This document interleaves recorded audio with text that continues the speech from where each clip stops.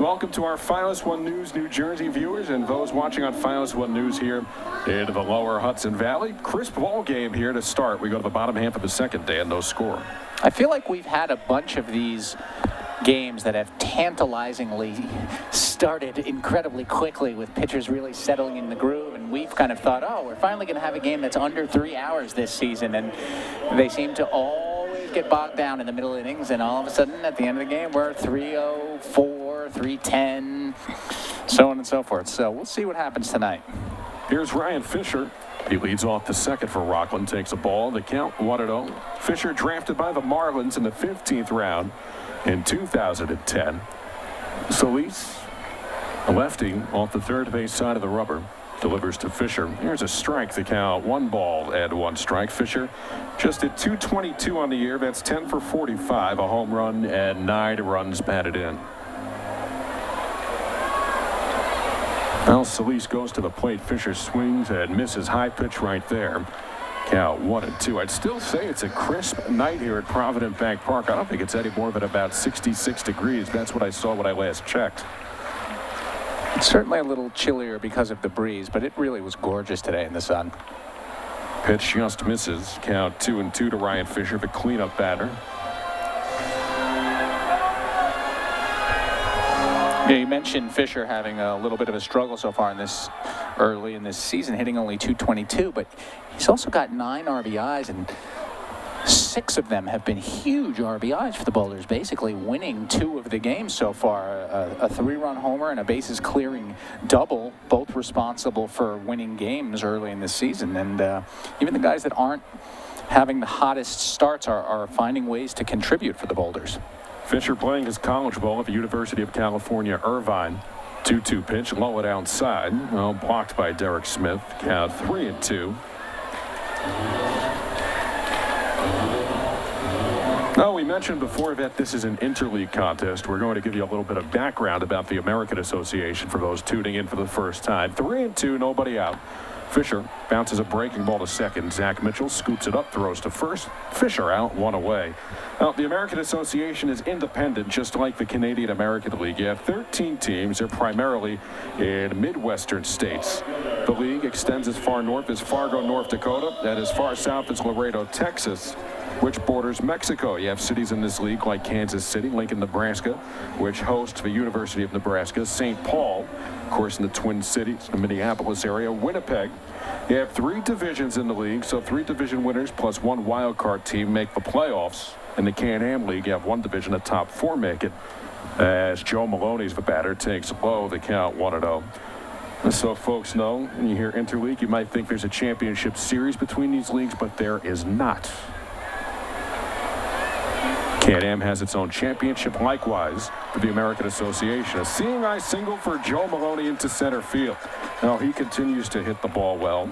A 1-out single for Maloney, and that'll bring up Steve Cardullo. Well, we know how outrageous Joe Maloney's numbers are across the board this season. I don't know that I've ever seen a player at any level start a season that hot, but I'm going to tell you something that I think you don't know. I'm going to surprise you right now with a number that absolutely blew me away. Coming into this game, okay? You ready for this? Mm-hmm. Coming into this game, Joe Maloney against left-handed pitchers. Runner breaks for second, pitches low, it bounces away from Smith onto second base. Goes Joe Maloney to count 1-0. Coming into this game against left-handed pitchers this season, Joe Maloney was 8 for 11 for a .727 batting average against lefties. He is now 9 for 12. I mean, it's 800. He's hitting .800 against lefties this year. He's having a terrific start to this season. As Cardullo at .366, 15 for 41, 2 home runs and 10 runs batted in. He's from Florida. Base hit here. The Boulders can take a 1-0 lead. Runner on second is Maloney. Solis comes set. Maloney takes a long lead off second base. Solis Now goes to the plate. Pitch low to Cardulo. Blocked by Derek Smith. Now the count 2 balls and no strikes. I missed the official scoring on that. Was that a stolen base for Joe Maloney? We'll take a look. He was in motion there. He was in motion. The pitch was low. It did bounce away from catcher Derek Smith, although not very far. I would think it was a stolen base. We'll check that out and let you know. As Maloney leads off second. Solis comes set. Maloney. Now there's a ground ball to short. Right through the wickets of Ryan Brockett. It rolls into left center field. Maloney will come in and score. And the Boulders take a 1-0 lead. Well, that should be an error on Ryan Brockett, as that was an easily playable ball. Should have been an out over at first, but Rockland benefits. They take a 1-0 lead. And no question, it's ruled an E6. Ryan Brockett with his 3rd error of the season. Well, Maloney was going on contact right there, so he would have made it into 3rd no matter what. But Stephen Cardulo will not get an RBI there, as the ground ball would have moved Maloney over to 3rd and resulted in an out. Instead, the Boulders have a run in and a runner on first base, and that's very, very unusual for this Railcat team. They pride themselves on defense and solid fundamentals, and not many errors this season. And Dan, this just in, American Pharaoh has won the Triple Crown. Wow, first Triple Crown since 7, right? Affirmed. Since affirmed in 77, amazing. Well, congratulations to that horse. Oh, Victor Espinoza, the jockey. First Triple Crown winner actually since 1978. 78, okay. Well, that's a historic moment. Pitch on the way is popped up into shallow right center field. John Jones drifting in, makes the catch for the 2nd out. Cardulo back to first base. Giuseppe coming off a 3-hit night last night against these Railcats.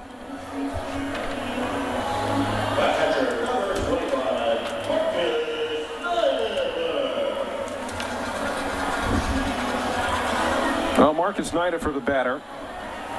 Out of the University of Kentucky. 261 on the year, 6 for 23.